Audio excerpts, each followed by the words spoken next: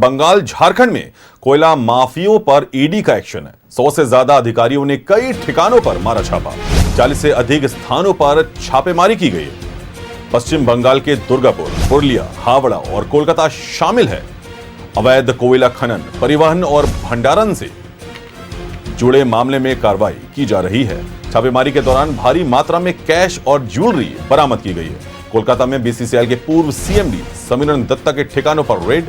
झारखंड में 18 जगहों पर जारी है ईडी की छापेमारी। कोयला माफियों के ठिकानों पर चल रही है छापेमारी। अनिल गोयल, संजय उद्योग, एलबी सिंह, अमर मंडल के ठिकानों पर रेड। छापेमारी के दौरान भारी मात्रा में कैश बरामद। कोयला चोरी से सैकड़ों करोड़ के राजस्व के नुकसान की आशंका जताई जा रही है। वहीं धनबाद में ईडी की बड़ी कार्रवाई है। कोयला कारोबारी एलबी सिंह के ठिकानों पर रेड। बीसीसीएल के अधिकारियों के ठिकानों पर भी रेड है।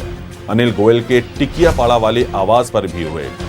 निरसा चिरकुंडा में भी ईडी की छापेमारी। कोयला कारोबारी विनोद मेहता के आवास पर छापेमारी।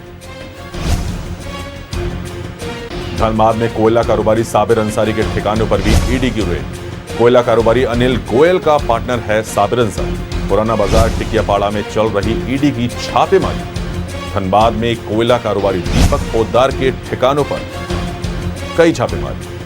दुमका में कोयला कारोबारी अमर मंडल के आवास पर ईडी का छापा।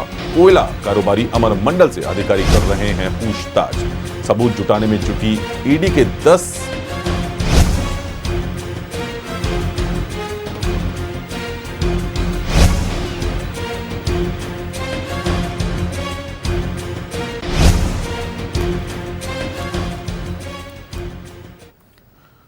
और इस अधिक खबर पे इमरान हमारे साथ जुड़ गए हैं। इमरान, देखिए, ये जो बातें सामने आ रही हैं, 18 जगहों पर झारखंड में ईडी जो है वो रेस हो गई है। क्या कुछ अपडेट निकल करके आ रही है इमरान?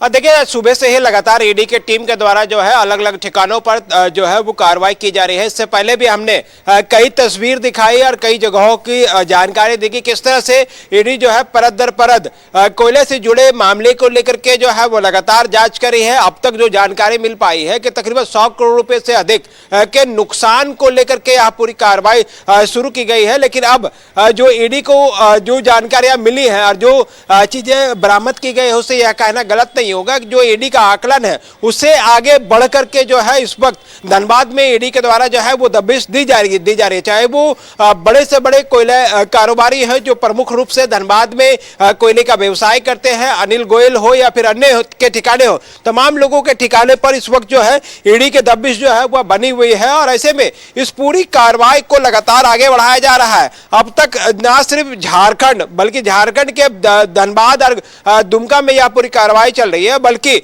पश्चिम बंगाल के हावड़ा, कोलकाता के साथ साथ पुरुलिया और अन्य ठिकानों पर जो यहां पूरी कार्रवाई की गई तो 2 राज्यों से करोड़ों रुपए अब तक जो है बरामदगी हो चुकी है। और ऐसे में इस पूरी बरामदगी के बाद तमाम जो बिंदु है, जो जानकारियां हैं, उनको खंगालने में जुटी है। क्योंकि अमूमन ये सारी चीजें देखी जाती है कि जो लोग हैं वो किस तरह से इस पूरी कार्रवाई के दौरान जो है जो दस्तावेज मिलते हैं या डिजिटल डिवाइस मिलते हैं या फिर जो पैसे मिलते हैं, उनके तमाम सोर्स जो है वो ईडी के तरफ से मांगी जाती है, जानकारी मांगा जाता है। अगर संतोषजनक जवाब अगर ईडी के अधिकारियों को नहीं दी जाएगी तो वो तमाम पैसे, जेवरात सहित तमाम चीजें जो हैं वो जब्त की जाती है। और पूर्व में भी इन तमाम तरह की चीजें जो है कार्रवाई जो है वो देखी गई है। ऐसे में अब जब अनिल गोयल के आवास पर ईडी की टीम यहां पर पहुंची है तो इस जगह पर भी लगातार सुबह से एक बड़ी टीम के साथ, बड़े अधिकारियों के साथ जो है रांची से तमाम लोग जो है वो इस वक्त यहां पहुंचे हैं और पूरे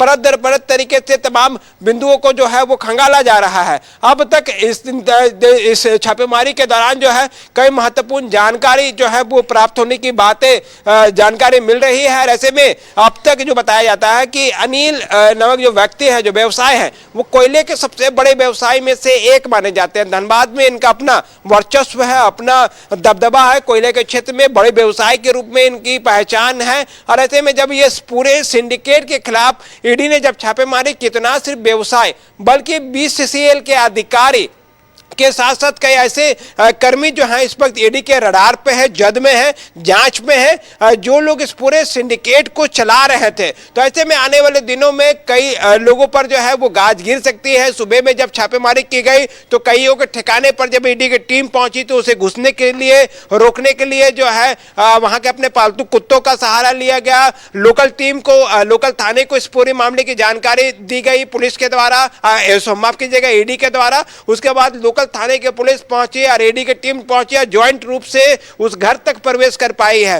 तो ईडी ने जो अपने आकलन किया था, जो जानकारियां जुटाई थी, उसके तहत तकरीबन 18 ऐसे ठिकाने थे जिन ठिकानों पर यह पूरी दबिश जो है वो दी जानी थी। इसी के तहत जो है लगातार कार्रवाई की जा रही है और इसी कार्रवाई को लगातार आगे बढ़ाया जा रहा है। जैसे जैसे शाम ढल रहा है वैसे वैसे लगातार कई महत्वपूर्ण जानकारियां जो है वो ईडी को मिल रही है और इसी के तहत इस पूरे मामले पर कार्रवाई जो है वो तेजी से आगे बढ़ाए जा रहे हैं। क्योंकि अब तक जो पश्चिम बंगाल और झारखंड से जो पैसे बरामद किए गए हैं उन तमाम पैसों के सोर्स जो है वो ईडी के अधिकारी जानना चाहते हैं कि ये पैसे जो है वो किस एवज में है, किस वजह से इतने ह्यूज पैमाने पर, बड़े पैमाने पर जमा करके रखे गए थे। तो तमाम बिंदुओं को लेकर के जो है वह कार्रवाई शुरू की गई है। इस कार्रवाई का यह नतीजा है कि सुबह से जब धनबाद सहित दुमका में जब यह पूरी झारखंड में जब कार्रवाई की गई तो तकरीबन 18 ठिकानों पर यह कार्रवाई के दौरान जो है वो हड़कंप मच गया और इसी तरह से लगातार ईडी के दबिश के दौरान जो है लगातार दस्तावेजों के बिल्कुल देखिए इमरान, बिल्कुल इसको कह सकते हैं कि कोयला माफियों पर ये ईडी का एक्शन है और रिएक्शन भी होगा। तमाम जानकारी हमारे साथ साझा करने के लिए बहुत बहुत धन्यवाद इमरान आपका।